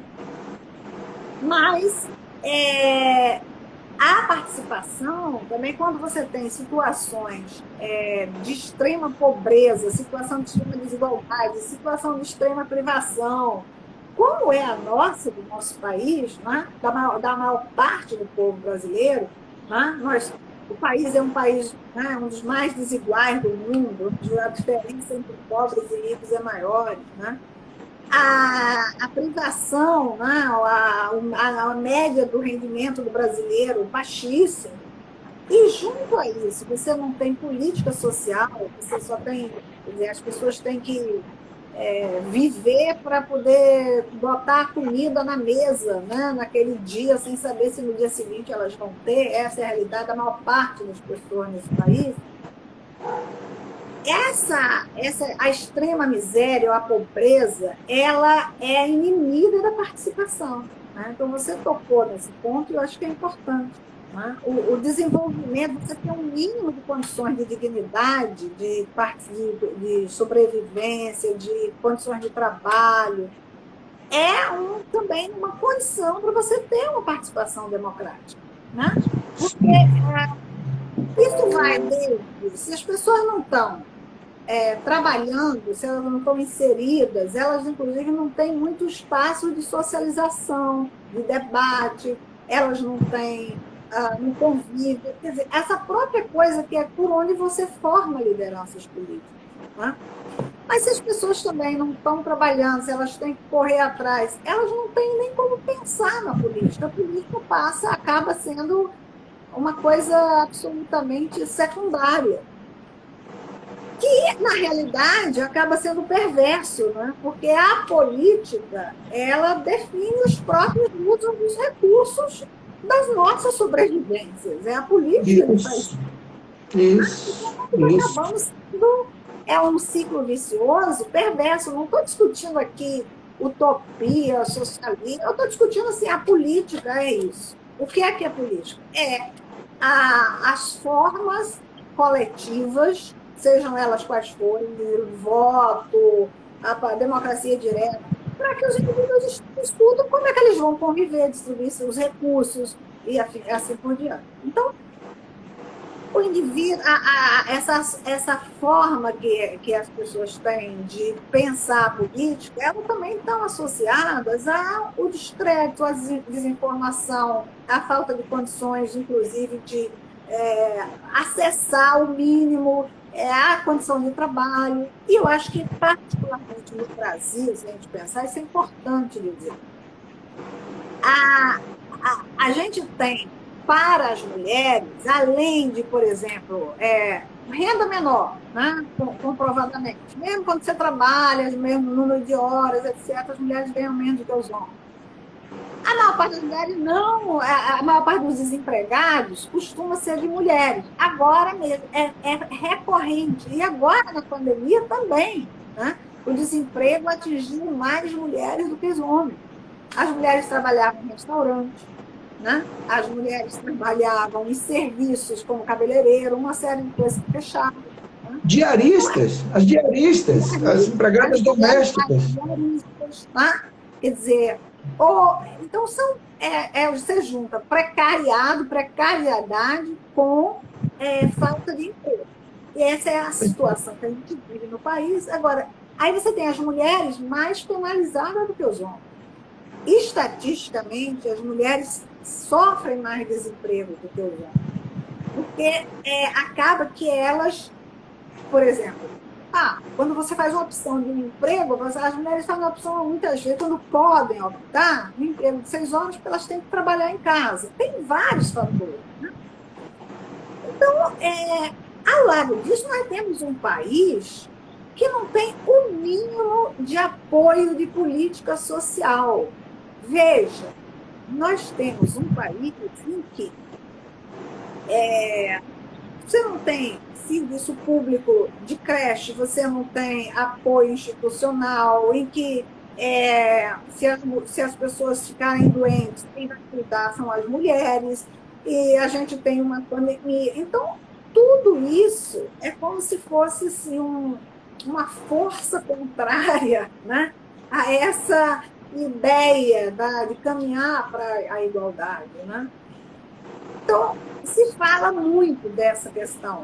Como é que essa ODS vai ser cumprida? Né? Quer dizer, eu vejo o nosso país, infelizmente, né, ao invés de se aproximando, se distanciando dos cumprimentos das metas. Né? Verdade. E a gente está se distanciando, inclusive, dessa meta.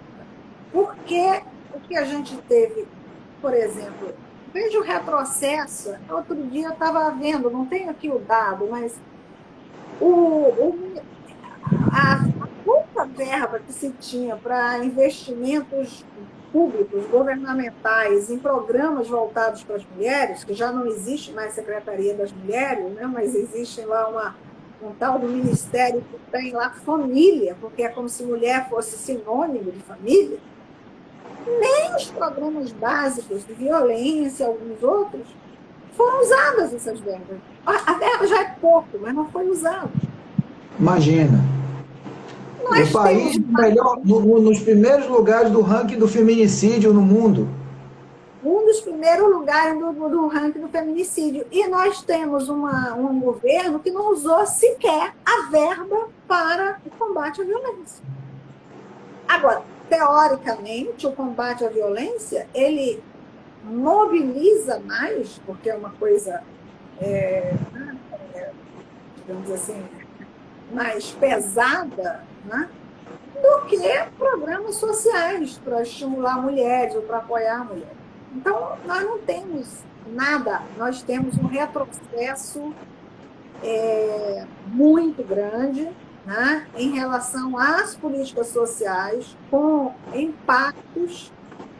Nós temos um Congresso que fica se preocupando em discutir estatuto da família, que fica se preocupando em discutir coisas, e que, enquanto, por exemplo, eu estou falando no âmbito dessas questões, né, em relação a questões que, indiretamente, elas estão associadas à autonomia econômica das mulheres. Por exemplo,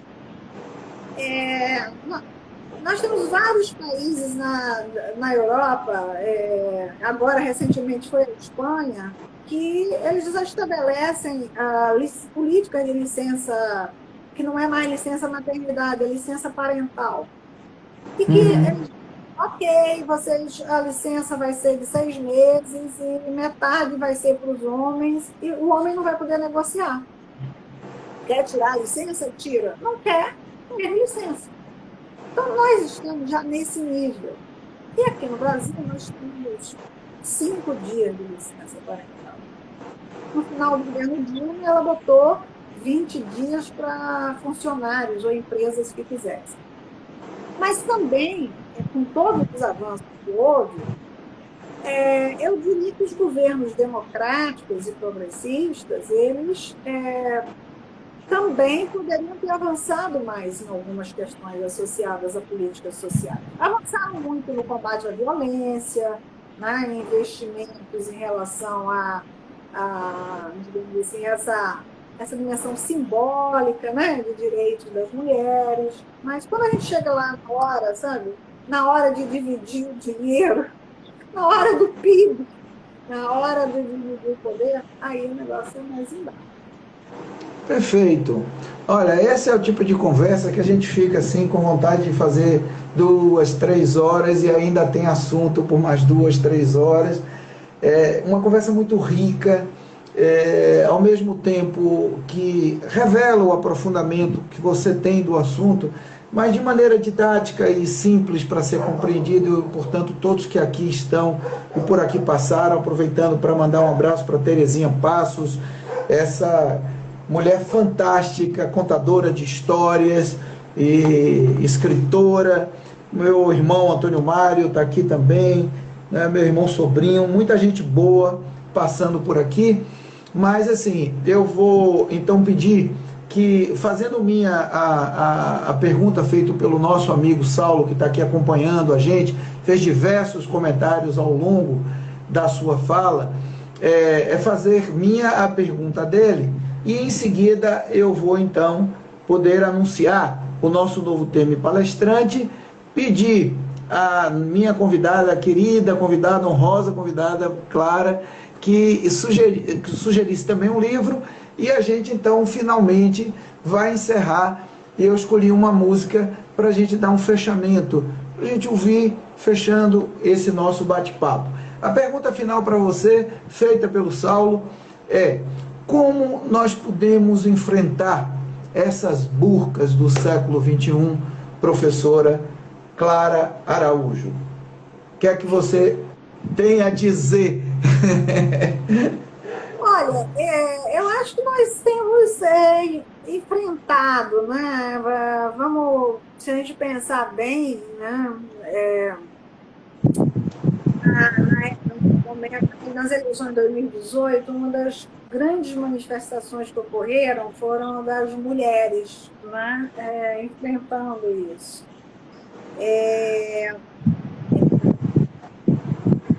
A grande manifestação das mulheres, por exemplo, no período na posse do Trump, né? Enfim. Aqui no Brasil nós estamos precisando voltar, né? Mas a pandemia acabou prejudicando um pouco voltar às ruas, né? Com essas questões aí.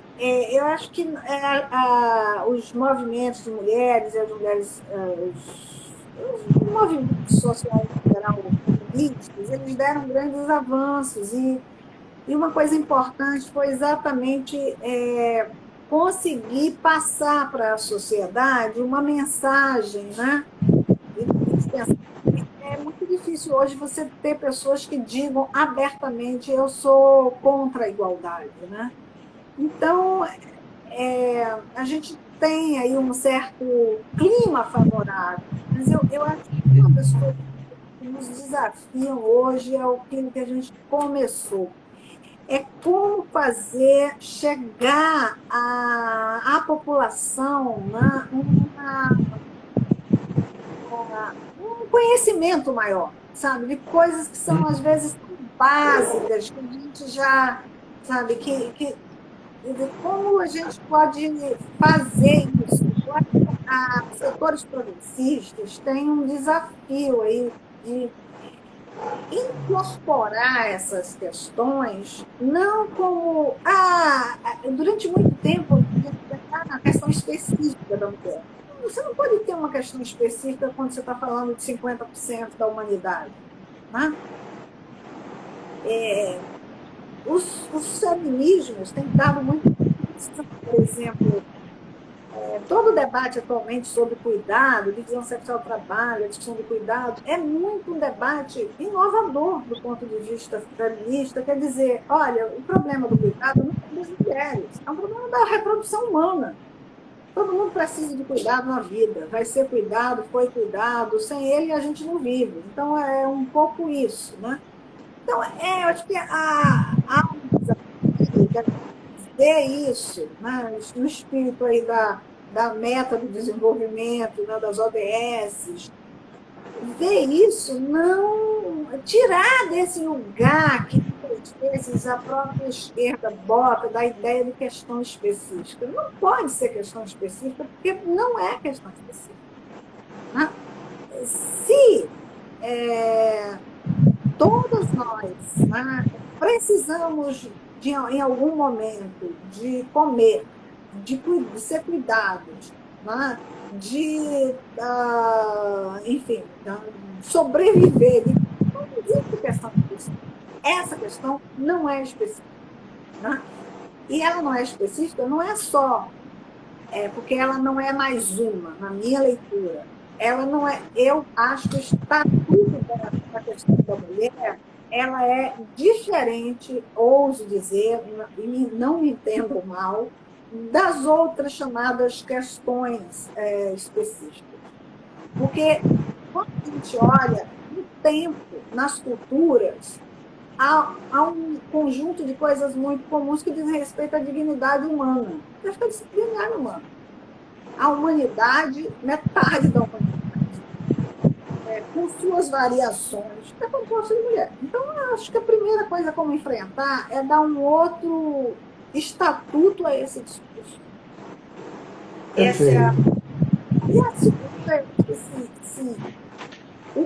levar o conhecimento, fazer com que esse conhecimento que a academia já tem, mas que ainda são grupos muito específicos, possa ser mais ampliado, né?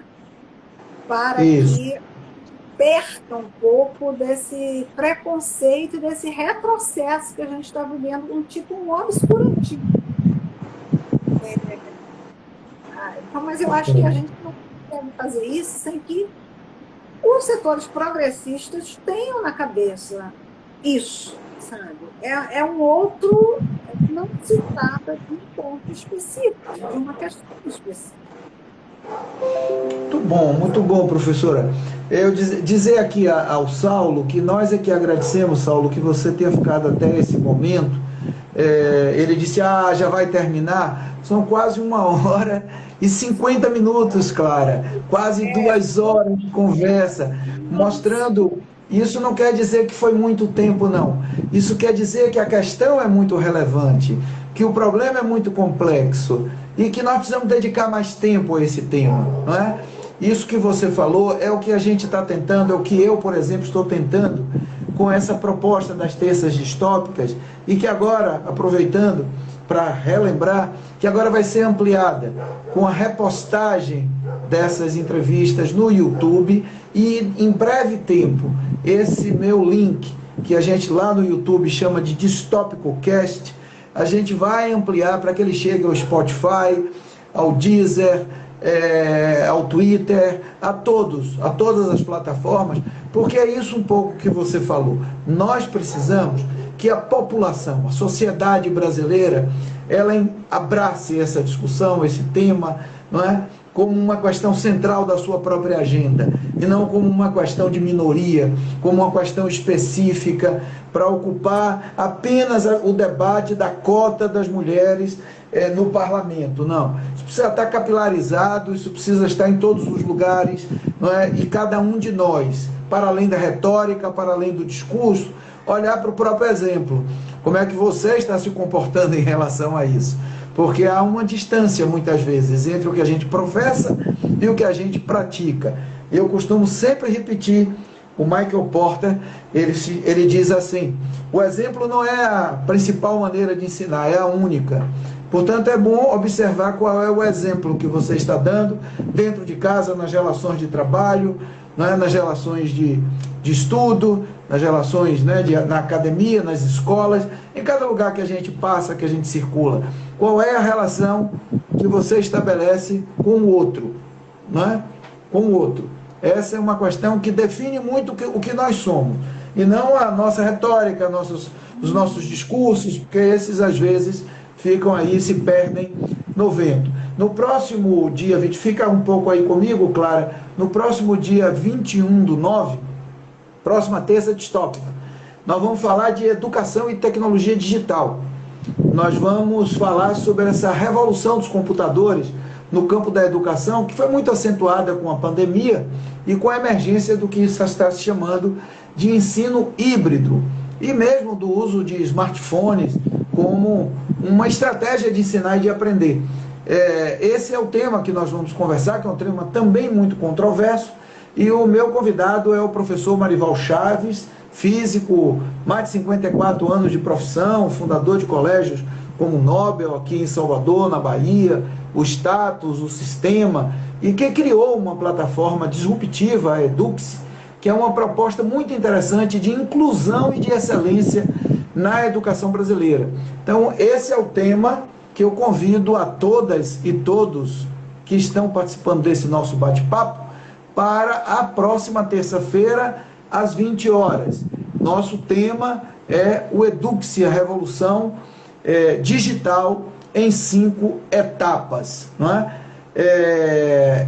Queria pedir a Clara, antes da música, primeiro agradecendo imensamente, dizendo da minha felicidade de lhe reencontrar, sempre uma mulher muito bonita, em todos os sentidos da palavra, em todos os sentidos dessa palavra, não é?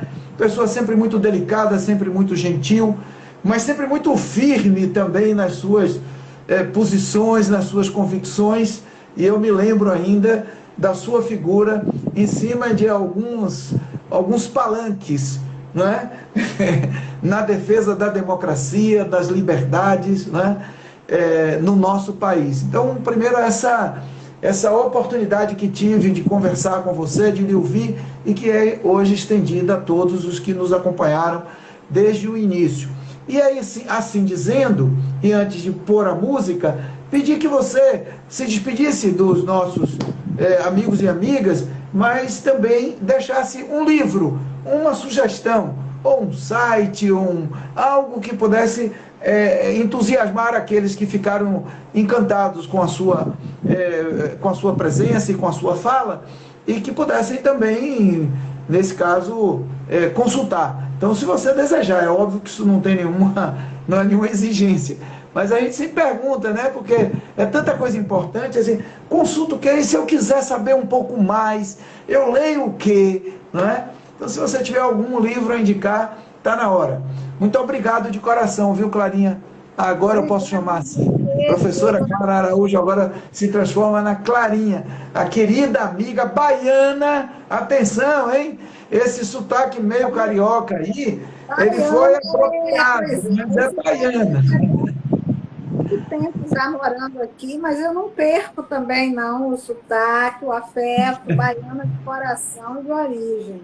Então, primeiro, muito obrigada, foi ótimo o papo, né? Eu acabo me entusiasmando, eu acho que bom. Uma coisa que é boa, assim, eu gosto, né? Eu trabalho com isso, eu acredito, então tem essa coisa de você ligar o que você trabalha com o que eu estudo e meu trabalho, mais eu acredito. Então, eu acho que eu acabo me entusiasmando, né? Mas, Que bom! Enfim, conversar com você aí aumenta. Muito obrigada, pessoal que assistiu aí, foi muito legal a gente poder ter batido esse papo. Eu acho que seu projeto é muito interessante, né? Porque a gente precisa mesmo quando é para a gente. Então, acho que é bem interessante mesmo. E, bom, se é sobre o tema, né? Eu acho que eu teria 2 livros que eu acho interessantes. Enfim. Vamos lá. Se as pessoas estiverem interessadas em conhecer um pouco esse tema geral de gênero e tudo, eu acho que tem o caso que eu citei, um dos exemplos, um livro muito interessante que chama Sexo e Gênero, dos Gregos a Freud. Sexo e Gênero, dos Gregos a Freud. Eu estou repetindo para ficar gravado. O autor é Thomas Laqueur. E eu não sei a editora agora, não me vem. Então, O Google é fácil. Thomas Laqueur. Eu acho que esse livro, ele faz exatamente isso, que é desnaturalizar. Ele vai mostrando, né? Percorrendo a história, como ele diz, como a gente foi construindo, como é que tudo isso é muito, não é que não exista, mas como isso vai se modificando, né? Naturalizar as coisas, como é que a gente não pode perder o sentido histórico e perder o sentido crítico das coisas. Agora, eu vou me permitir dar um segundo. Claro. Eu acho que tem uma mulher que é pouco conhecida ela é considerada a primeira matemática, a primeira filósofa, Hipátia de Alexandria. Repete, por favor, que deu uma quebrada aqui. Hipátia de Alexandria. Hipátia de Alexandria. A matemática, astrônoma e filósofa lendária. Essa mulher foi assassinada, inclusive. Ela foi uma pioneira na matemática, na filosofia, frequentava em Alexandria, inclusive todos os principais núcleos da ciência. A gente está precisando de ciência, está precisando de estímulo. E essa mulher, um filme sobre ela também, e ela acabou sendo assassinada, né, por conta dessa loucura a ameaça que as mulheres são. Mas existem alguns livros sobre elas que eu acho que valeria a pena para a gente saber que as mulheres estão aí, mas são invisíveis. Né? Então, Hipátia de Alexandria, que tem alguns livros sobre ela. A matemática tem um particularmente que eu acho interessante, simples, é a matemática, astrônoma e filósofa lendária. A matemática, astrônoma e filósofa. E o outro, repita, por favor, o primeiro que você indicou, para que fique gravado no IGTV e as pessoas possam depois ir lá. E eu mesmo quero comprar esse livro. Como é o nome do livro? O primeiro. Sexo e Gênero, dos gregos a Freud. Sexo e Gênero, dos gregos. É um livro escrito por um homem, por uma mulher. É um livro escrito por um homem. Então, para quem tiver alguma resistência... Massa. Muito obrigada, boa noite, foi ótimo. Bom, fique aí para você terminar essa live comigo, ouvindo essa música que eu escolhi, tá bom? Gente, olha, um abraço, um beijo no coração de todos. Terça que vem, nova terça distópica sobre educação, tecnologias digitais, com o professor Marival Chaves. E vai lá no IGTV, compartilha se gostou, e vai lá no YouTube, Distópico Cast, dá o seu like e compartilha também. Vamos fazer essa corrente em favor do conhecimento, da luz do conhecimento. Vamos lá, aqui é a música, atenção, obrigado Sandrinha. Sandrinha dizendo, obrigado pela live maravilhosa.